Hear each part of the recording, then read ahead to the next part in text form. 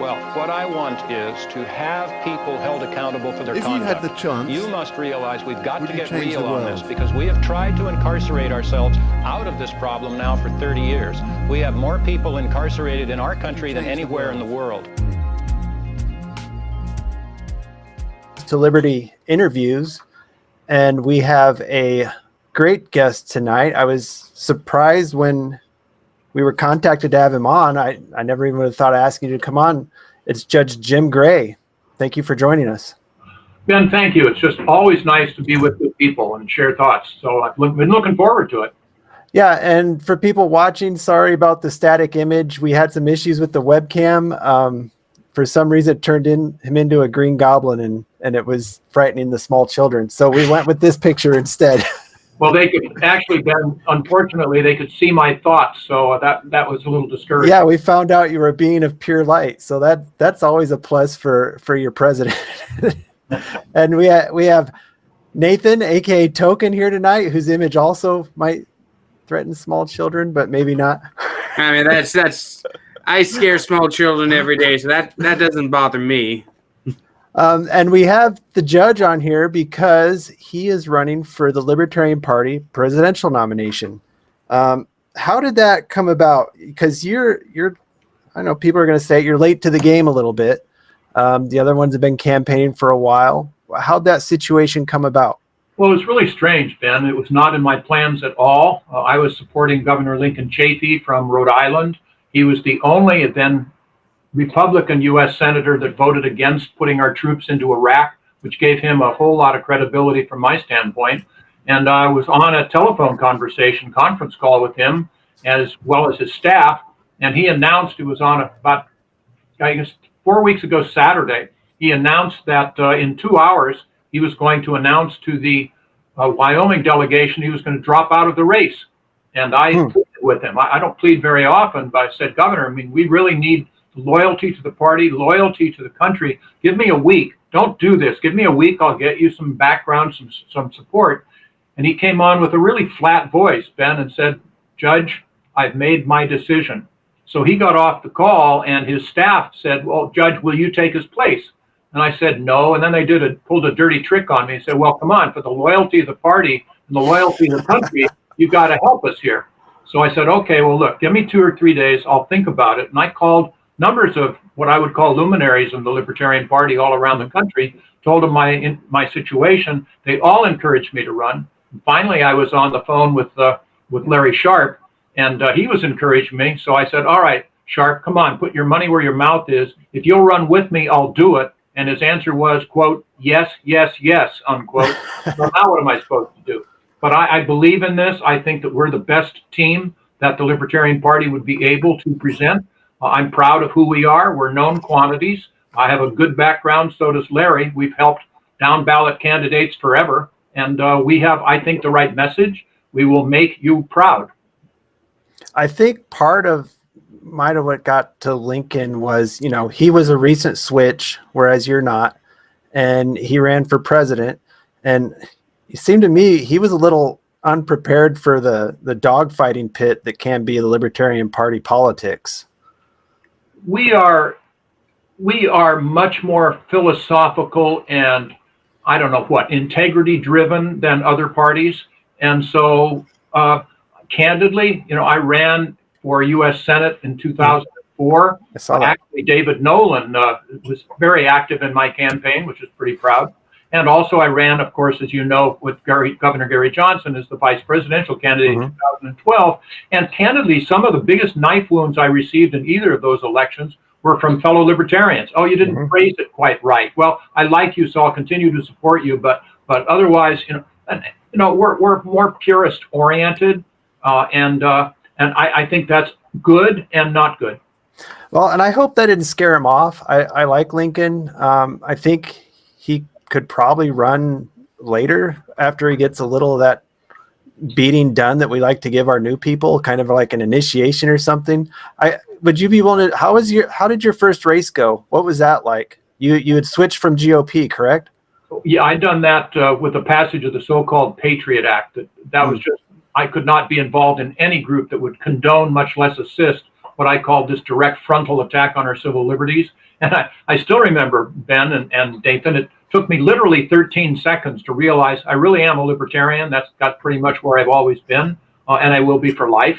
And as far as Lincoln, what he said when he bowed out this time, maybe in 2024. So that told me that he's certainly planning on staying with us. I think he is a natural libertarian. As you know, I have a weekly podcast. It's called All Rise, the Libertarian Way with Judge Jim Gray. It's on the Voice America Network. And I interviewed him. I've interviewed lots of other libertarians as well.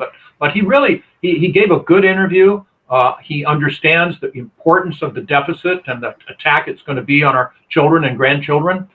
He understands the Iraq issue. He showed a great deal of fortitude with regard to that, as well as our other issues of, school choice and other things. So I think his head is on straight, and I think he'll stay with us. And I encourage him to maybe join the LNC or to run for president in 2024, unless Gray Sharp are going to run for re-election. Right. I mean, that's the hope, isn't it? So what do you think that your campaign brings to this race that none of the other candidates have? Nathan, I think it's pretty straightforward. We are going to be able to change the culture, I think, of our country to understand libertarianism. We will make it accessible. We will make it personal.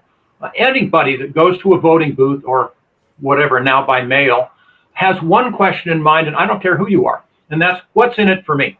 And it could be your rice bowl, it could be the education for your children, it could be your health care, it could be world peace, it could be liberty. But everybody has that feeling. And if you alienate the voters, if you scare the voters, like I'm sorry to say, numbers of our candidates will in their approach, we're going to abolish this and abolish that. We're going to inspire the voters instead of scare them. We're going to have a program and a campaign that people will be proud to present to their friends and their family. And the down ballot candidates will be proud. They'll be able to point up to Gray Sharp and say, see, this is what libertarian really is. It's caring. I tell people I was in the Peace Corps. I care about people. Larry Sharp is a person of the people. And so we're going to be able to make it understandable and inspire people instead of scare them, such that we will literally move this party forward. And we're the only candidacy that has a plan to win. We have a plan to win the presidency, and I think it's a viable plan. I'm encouraged, I'm excited by it, and it will really, I think, galvanize a great deal of attention as well as success. Well, and it's great to think about if you win, but I also like to see candidates that can spread the message. And I think both of you can do that very well. Some of them, I don't think so much. I'm not a fan of Amash because he's kind of pulling a Lincoln Chafee. He's just jumping right from switching into running for the presidency. And, I think another important thing to think about is, do they have that executive level experience? I'm not sure that being in the House of Reps can be considered executive level. I think a judge that definitely has some executive level experience. A couple of the other candidates, I just don't see that executive level. I mean, you have to look at what if they actually do win. You know what I mean? Well, and that's exactly right. And we are running to win. I was an elected judge for 25 years. I have some administrative experience in that. I'd run my courtroom, I'd run my staff, all of that. I was the chair of the World Affairs Council of Orange County, and that's for 2 years. That's administration. But no one, let's face it, Ben, no one is prepared, no one is experienced enough to be president of the United States. No one can do it. It's a huge job, and you have to.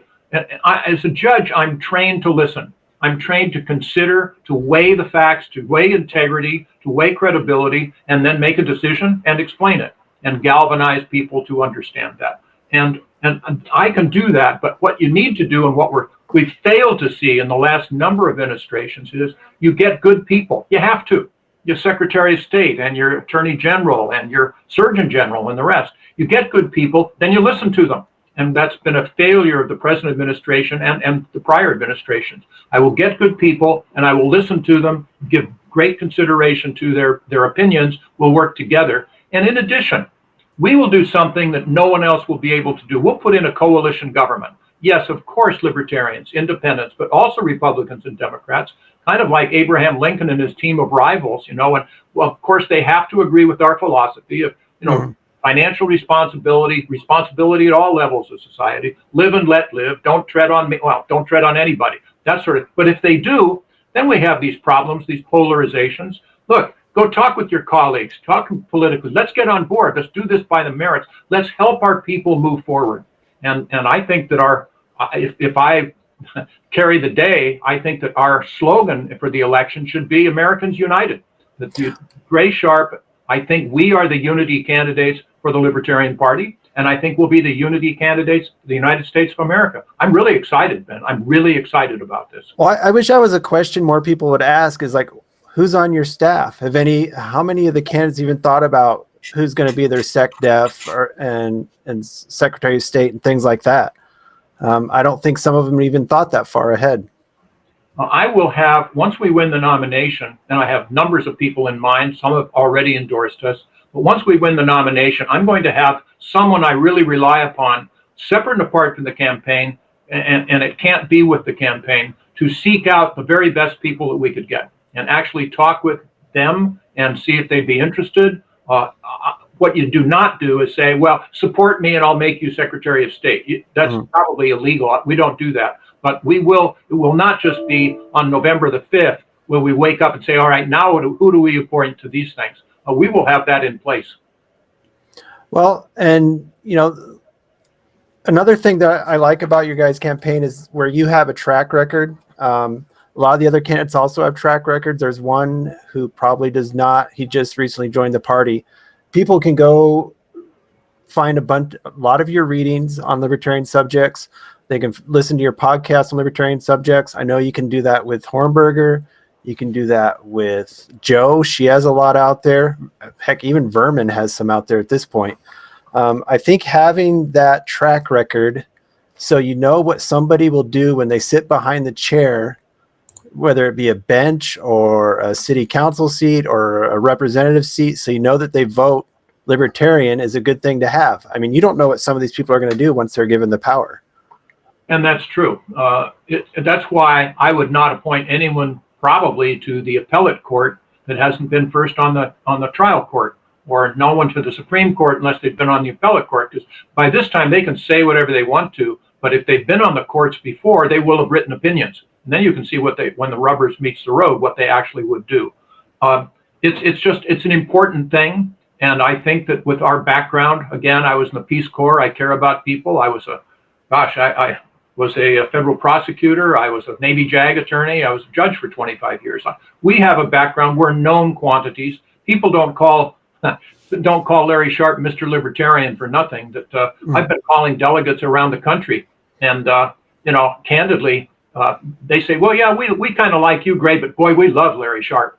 We're a good team. We've bonded. I think that we communicate well, and our whole campaign staff, we have a wide variety of people, and we have just the idea that the doctrine that we'll talk candidly to each other. We don't yell. We don't call names. We can disagree or whatever, but we will communicate, and we will discuss things. We will explain. Then eventually buck stops with me. Thanks, Harry Truman. But we will consider all of these various thoughts. We will do what's right for America, and of course that means for liberty. It's in our genes. That's the thing that people must understand. Liberty is in our genes, and that is going to be a theme of our campaign. Well, absolutely. And I think, go ahead, Nathan. Yeah, and one of the things that you have going for you that these other candidates don't is you've actually been on the ticket for the Libertarian Party already. You ran for vice president under Gary Johnson back in 2012. So what are some of the lessons that you learned on that campaign, and what are some of the things you'll do differently than he did? Well, what we're going to do, and we have a plan to win. We understand we'll never have, at least the beginning, the tens of millions of dollars that the Republicans and Democrats have to compete in the big states. California, I don't care what happens. Biden is going to win California, and Trump is going to win Texas. We're not going to spend our money advertising in there or New York, whatever. What we're going to do, at least at the beginning, is to find about maybe 5 independent small states. And I'm not sure yet where. We've thrown numbers around. We have actually people investigating these, doing some polling and the rest. But we will find those small states. Both Larry and I will spend a great deal of time there. We will spend our resources there, take out billboards, whatever we need to do, and then we'll look people in the eye. We'll meet them at their town hall meetings, if in fact they open up. We'll meet them at their Kiwanis Club meetings. We'll meet them at the grocery stores. Look them square in the eye and say, your vote will make history. That if we can win just maybe 2 or 3 small states, that we will then probably take enough electoral college votes that neither Biden nor Trump will be able to get a majority in the electoral college. It will then go to the Congress, and I assure you that no Republican is going to vote for Biden and no Democrat is going to vote for Trump, but they're restricted to the top 3 finishers, and the Libertarian candidate will win. And once we start that, once we start, say, we're polling at 20% in New Hampshire or Wyoming or wherever, that's going to get the attention of the media around the country. Hey, what's going on in Wyoming? My goodness, these libertarians, who are they? What did they? Wow, let's follow them too. So it will have coattails. And I think that that is a good, solid way that we can really, really make a revolution here. That, it's if we just win one state, I mean, we're going for victory, but if we just win one state, that would be a revolution in itself to move our party forward, to help our down ballot candidates get a lot more credibility. And that's what Gray Sharp 2020 is all about.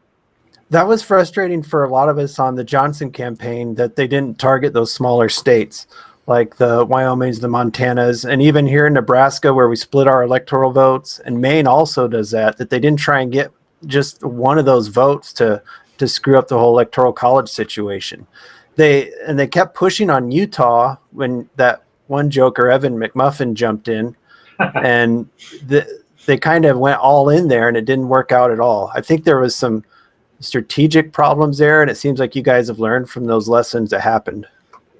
Well, I'm sorry that we should have gone at least in New Mexico in 2012 and had Gary Johnson just spend some time there, just gain some momentum. It is all about, the big mo and stuff, but we have the right message. And if we can't do it in today's world with the polarization, with the tribalization, with the naked politics, it's just apparent that if a Republican says something, all the Republicans say, oh, yeah, sure, that's what we should do. And if the Democrat says the same thing, all the Republicans say, oh, that's a terrible idea. I mean, come on, we're fighting for our country here. We're leading our country, and our country will follow leadership. And that's what Gray Sharp, again, we will do that. We will explain, we'll be transparent, we will shine a light on so many things. The first thing, it just really works. When I was running for U.S. Senate in 2004 as a Libertarian, the first thing I would open up with is, we're going to have sunset provisions for all our federal agencies, for all of these various programs, and see, okay, come into the Congress by yourself, maybe once every 5 years, whatever it is, and show us what you've done for the last 5 years.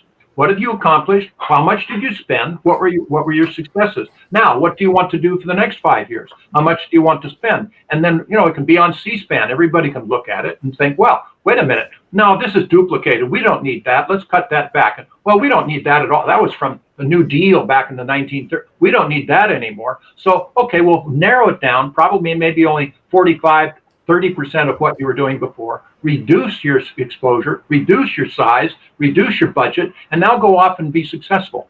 Milton Friedman is a hero of mine, and he said something that will be a positive revolution around our country if we would follow it, which is, we should judge our programs by their success, not their good intentions. And if we just follow that, it would be a revolution in our government. Gray Sharp is going to put that into effect. Well, and I guess since you brought him up, Milton Friedman, I'll go ahead and beat you up on something of Milton Friedman's. The libertarian argument for UBI. Just try. What's that? Just try. Go right ahead. What can you defend his libertarian argument for a UBI? He did not want a UBI. End of discussion. He did say what he called a negative income tax, and I have adopted it with modifications. But a UBI is quite a bit different from the negative income tax that he was espousing. Well, go ahead and touch on that. Oh, and please, I welcome it. I'm proud of it. what we're going to do is really, we're going to turn what we call, turn a crutch into a ladder. You know, today the welfare system is a crutch. It has no incentives. You can't get anywhere, so that you have no incentive to work. You have no incentive to improve yourself. In fact, if you work, you lose more benefits frequently than if you don't work at all.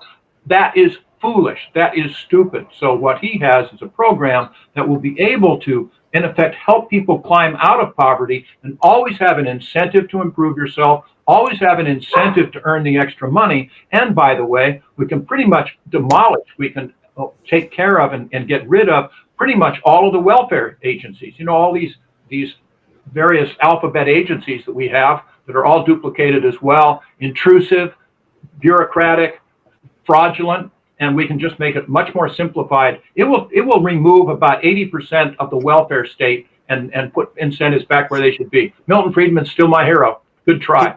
Can you get into the weeds a little bit on how the negative income tax would work? Yes.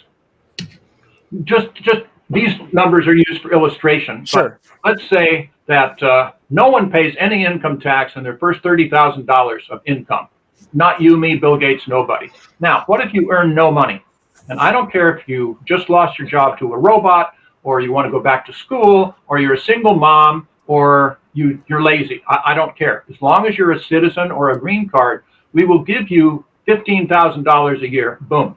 Probably broken into 12 monthly payments of $1,250. But then, for every dollar that you earn between $0 and $30,000, you lose 50 cents of your stipend.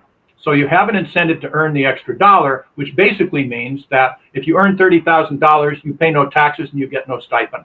So that way you can, and if people have special needs, that would be different. You know, if they have drug problems, if they're mentally ill, that's a local problem that they need to address. But otherwise, we could help everybody by just clearing out all of this bureaucracy and all of these games. That, no, if you're a father of a child, if you live with the mother, you lose so much more money that you have basic incentives not to live with the mother. I mean, all of this, we get back to the incentives as to where they should be. It would really work quite well. Is it perfect? No, but I can tell you, it will help people climb out of poverty. It will show what caring and incentivizing will do. And then we show them that everybody will want more. Let's get more independent, but it's going to be a real revolution, I think. I'm proud of it.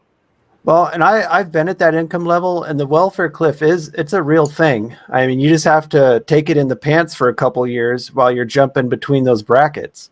And there's really no incentive for anybody to do that if they're maybe a little short-sighted or they don't think that they can make it. So it just encourages them to stay at that bottom level.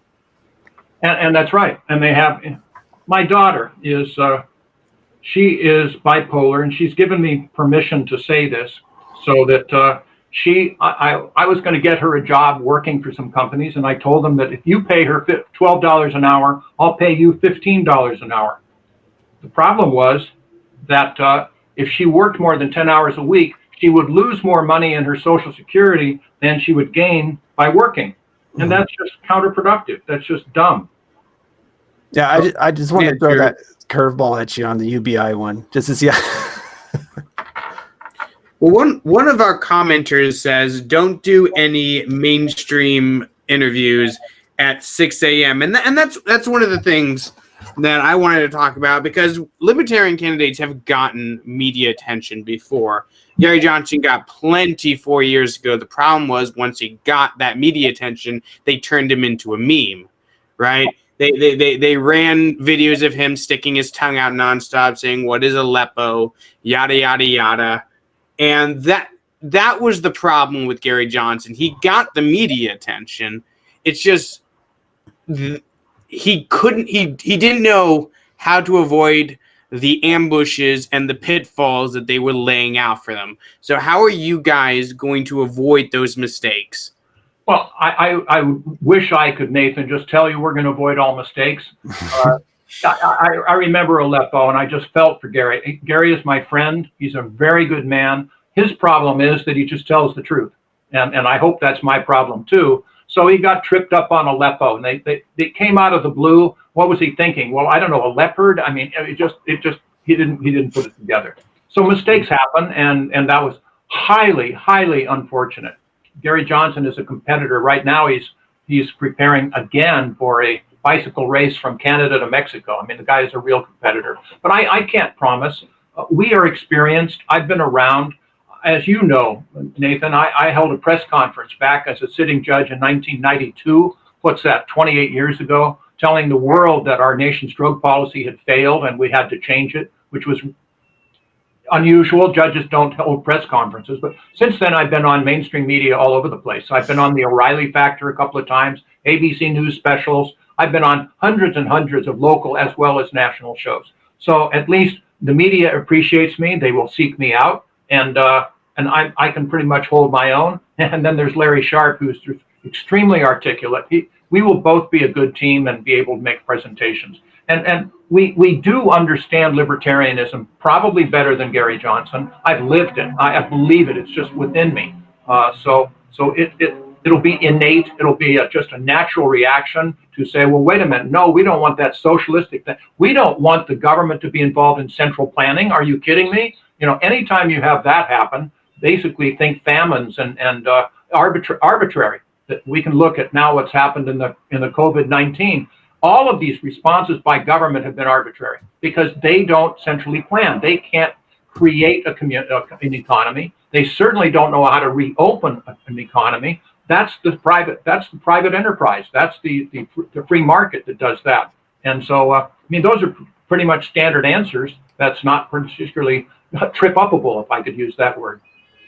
Yeah, I think if Larry can handle the Joe Rogan show, he could probably handle about anything at that point. I think that Joe Rogan should probably learn from Larry Sharp. Yeah, it was Joe Rogan is about as friendly an interview you can get.